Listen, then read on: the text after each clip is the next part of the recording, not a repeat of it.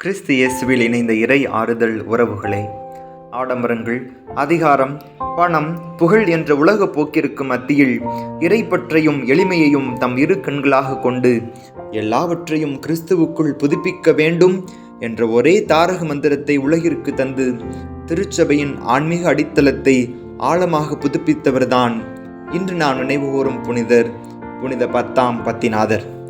இவர் 1835 ஆண்டு ஜூன் மாதம் 2ஆம் நாள் இத்தாலியில் ஒரு ஏழ்மையான குடும்பத்தில் பிறந்தார். சிறு வயதிலிருந்தே மிகவும் எளிமையானவராகவும் அறிவில் சிறந்தவராகவும் இறை நம்பிக்கையில் ஆழமானவராகவும் இருந்தார். அவர் தவறாமல் ஆலயத்திற்கு சென்று நற்கருணை ஆண்டவரை சந்தித்து வந்தார். ஆலய பணிகளை மகிழ்ச்சியுடன் செய்ததோடு மட்டுமல்லாமல் ஜெபத்திலும் அதிக ஆர்வம் கொண்டிருந்தார். அவருடைய சிறுவயது நற்கருணை பக்தியே பின்னர் அவருடைய முழு வாழ்வின் அடையாளமாக மாற வழிவகுத்தது. குறிப்பாக இயேசுவை நற்கருணையில் பெறுவது ஒரு சிலருக்கான சிறப்பு பக்தி அல்ல, மாறாக ஒவ்வொரு கிறிஸ்தவரின் ஆன்மீக வாழ்வின் மையமாக இருக்க வேண்டும் என்று அவர் உள்ளூர நம்பினார். இறையழைப்பை ஏற்றுக்கொண்டு குருமடத்தில் இணைந்து தனது பயிற்சியை முடித்து 1858ஆம் ஆண்டு குருவாக அருள்பொழிவு பெற்றார். குருவான பிறகு பல்வேறு பங்குகளில் பணியாற்றினார். மக்களை நேரடியாக சந்தித்து குடும்பங்களை பார்வையிட்டு பாவ சங்கீர்த்தனம் கேட்டு மக்களை கிறிஸ்தவ வாழ்வில் வளர்ப்பதில் மிகுந்த அக்கறை கொண்டிருந்தார். பல மணி நேரங்களை ஆலயத்தில் ஜெபத்தில் செலவிட்டார். அவருடைய பணித்திறன் மற்றும் இறைப்பற்று காரணமாக 1884ஆம் ஆண்டு மந்துவா மறைமாவட்டத்தின் ஆயராக நியமிக்கப்பட்டார். பின்னர் வெனிஸ் நகர திருச்சபையின் தலைமை ஆயராகவும் தேர்ந்தெடுக்கப்பட்டார்.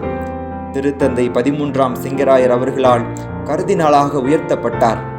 இவரின் மறைவுக்கு பின்னர் 1903ஆம் ஆண்டு திருச்சபையின் 257வது திருத்தந்தையாக தேர்ந்தெடுக்கப்பட்டார். முதலில் இந்த பொறுப்பை ஏற்றுக்கொள்ள அவர் தயங்கினார்.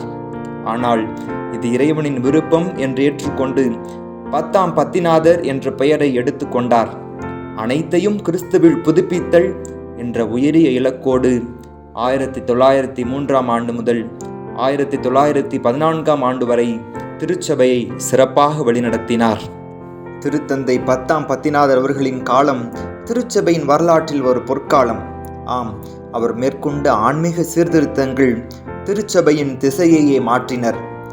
அதுவரை விவேகம் அடைந்த பெரியவர்கள் மட்டுமே பெற்று வந்த திவ்ய நற்கருணையை 7 வயது நிரம்பிய சிறு பிள்ளைகளும் தகுதியோடு பெற்றுக்கொள்ளலாம் என்ற வரலாற்று சிறப்புமிக்க சட்டத்தை இயற்றினார்.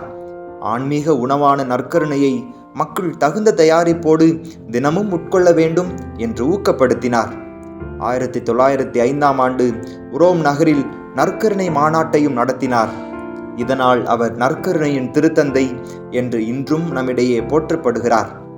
கிறிஸ்தவ விசுவாசம் தெரிந்தால்தான் அதை வாழ முடியும் என்ற எண்ணத்துடன் குழந்தைகள் மட்டுமல்ல, பெரியவர்களுக்கும் மறைக்கல்வி வழங்கப்பட வேண்டும் என்று ஆழமாக வலியுறுத்தினார்.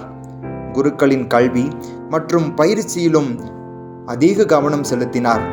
சிறிய குருமடங்களை ஒருங்கிணைத்து சிறந்த குருத்துவ பயிற்சியை வழங்கும் வகையில் குருமட அமைப்பில் சீர்திருத்தங்கள் பல மேற்கொண்டார். அதேபோல் திருப்பலி மற்றும் திருவழிபாட்டு இசையில், குறிப்பாக கிரகோரியன் இசையை ஊக்குவித்தார்.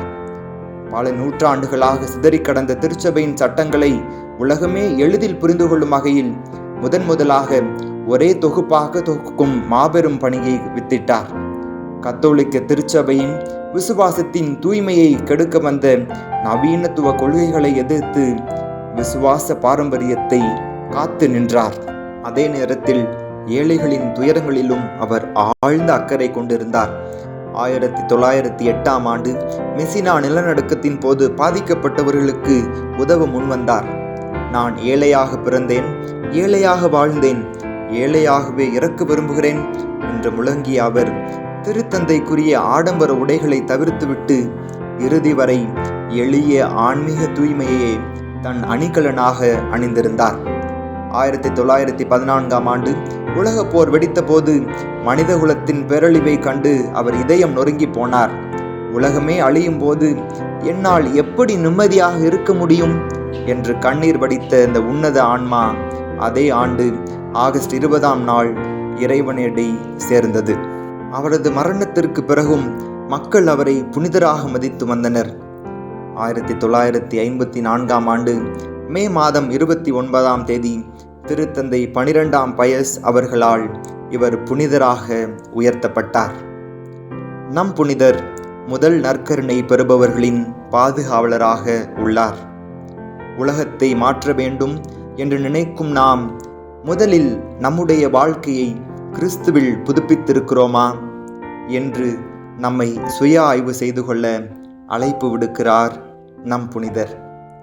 நண்பர்களே, இந்த வீடியோ உங்களுக்கு பிடிச்சிருந்தால் லைக் பண்ணுங்கள், நண்பர்களோட ஷேர் பண்ணுங்கள், மற்றும் புனிதர்களை பற்றி தெரிந்து கொள்ள இந்த சேனலை சப்ஸ்கிரைப் பண்ணுங்கள்.